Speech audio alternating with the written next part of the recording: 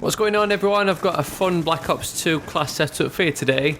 For those long-time subscribers who have already seen my Modern Warfare 3 class setups and my Battlefield 3 class setups will know that I kind of create setups to play as real-life special forces and military armed forces.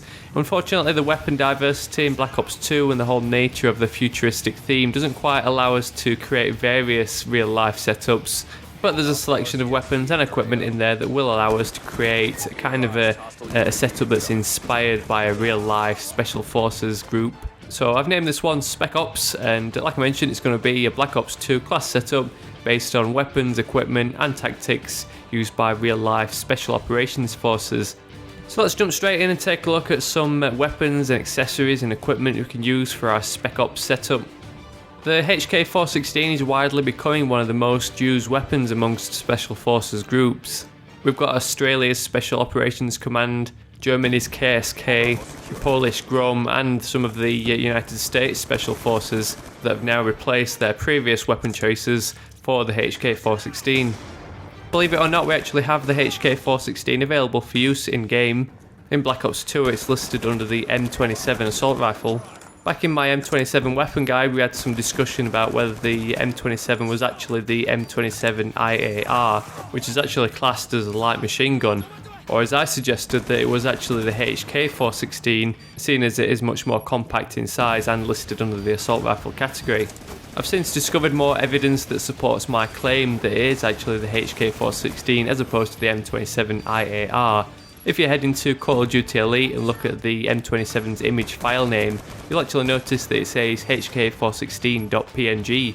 So we'll equip the M27 or HK416 as our primary weapon, and then we'll spend another point on the primary gunfighter wildcard in order to completely bling up our M27 to match the configuration of the HK416s used in real life. So you always see Special Operations Forces with weapons maxed out with flashlights, sights, grips and laser targeting systems attached all over the tactical rails. So we'll make choices from what's available in our Black Ops 2 attachment arsenal.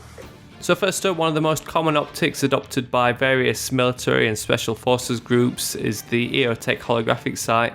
We've seen this Eotech in previous games, but it's finally got its actual brand name of Eotech. The actual model size of this thing in game seems to be much larger than it actually is in real life, which means it takes up quite a bit of your screen and is quite obstructive when compared to the plain old reflex sight. You could also argue that the iron sights on the M27 aren't too bad, but we're kind of trying to make a setup that replicates real life usage, so we'll go with that for our first attachment choice. Next up, another accessory you always see on real life HK416 configurations is the Foregrip, but yet again it's another attachment that you don't really need on the M27 in Black Ops 2 with this weapon having such a low recoil as standard. But still, that increased zoom from the holographic sight and that foregrip is going to make it easy to take out targets at long range with full auto fire. With other weapons you probably have to feather that trigger to keep your shots on target, but with that reduced recoil when firing from the foregrip and that increased accuracy from the Eotech sight, it's going to make it easy just to snap on target and pick people off just by holding down your trigger. Then it's a shame there's no super awesome wild card that allows us to attach up to like 5 accessories to our weapon, because there's plenty of other choices we could make use of. Either the laser sight or the suppressor would both be good choices for this Spec Ops loadout. But for the final attachment for this setup, I've gone with the adjustable stock.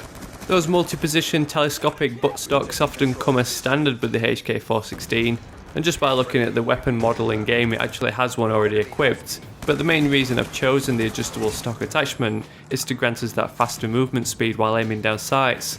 I've done this for 2 reasons, both for in-game performance and to kind of replicate the tactics used by real-life special operations forces. In-game, with the absence of the quick draw handle, you'll find that you'll often get gunned down in one-to-one gunfights. The assault rifles have got quite slow aiming speeds when compared to the SMGs or other assault rifles with that quick draw handle. So at least the adjustable stock is going to allow you to aim in advance, then move around a corner all primed and ready to open fire. This kind of also transfers into real life, because when you see any footage of any special operations teams, you'll see them tactically move in as a squad with weapons raised to shoulder ready to open fire. So when moving through hostile territory in game, you can check those corners and snap onto targets with ease. Special Forces operators will often equip a handgun as some backup firepower. Your typical real life handgun is semi-automatic, so that rules out such as the Cap 40 or the B23R. While that FN57 is seeing some fair usage in real life, the majority of operators will probably prefer a 45 caliber round as found in such as the 1911. So with that in mind, we'll go with the TAC 45, which is based on FN's FMP in real life. And while it's not really used that much beyond police forces, it relates well to the 1911 for our Spec Ops loadout. Then to give us the ability to use tactics used by real life special operations forces, we'll go with a couple of tactical grenades. If you've ever watched any training exercises from various special operations groups, you'll see that the flashbang is quite prominently used. When taking down any terrorists, they'll often lead with a flashbang grenade after breaching the door. So for this Spec Ops class setup, we'll use another couple of points to equip 2 flashbang grenades. Those eagle-eyed viewers amongst you might notice that I'm actually using concussion grenades in these clips. The only reason is I've currently maxed out my unlock tokens, so I couldn't actually equip the flashbangs. But I definitely advise them over the concussions for that maximum disorientation effect. So we've only got 2 points left to use, so we might as well use them on a couple of perks. Usually when creating a Black Ops 2 class, you'd use perks to enhance your character's ability. But because we're basing this on real life special forces, we'll go with 2 perks that relate to actual pieces of equipment. So first up we'll go with the flak jacket. Tactical ballistic vests are always used by any military or even armed police force. It's a shame the perk doesn't actually alter your character's appearance in game, but at least it's going to give us that protection from explosions, so we'll be able to walk away after diving on a grenade, unlike that scene from the actor Valet movie.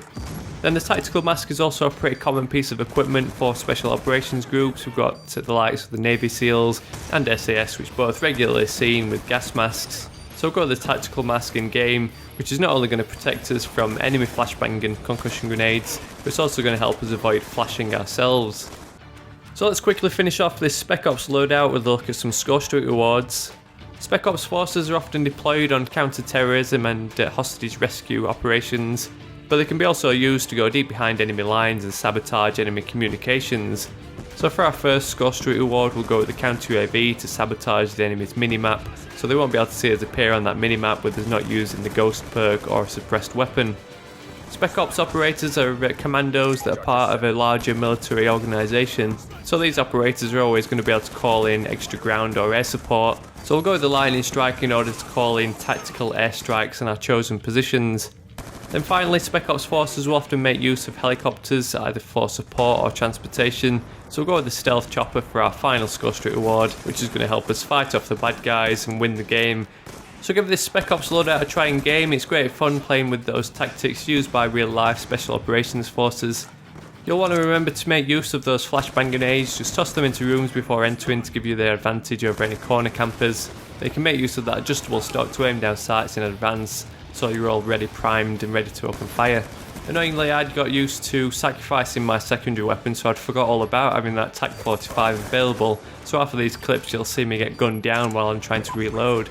So don't forget, when you run your M27's mag dry, you can quickly swap out to that TAC 45 and gun down at least a couple more bad guys at close range. So as always, if you enjoyed this video or like the idea of the class setup, I'd love a thumbs up down below just to help spread the word and give my videos more widespread exposure. Don't forget, if you're new to my videos and you like what you see, you can subscribe to stick around with plenty more of these Black Ops 2 class setups. And if you missed it, you can always head back and check out my guide to the M27 as part of my Black Ops 2 weapon guide series. Come and give me a follow on Twitter or Facebook if you want to chat about anything Black Ops 2 or gaming related. Links to both profiles are down in the description. So thanks for watching, and I'll catch you all later.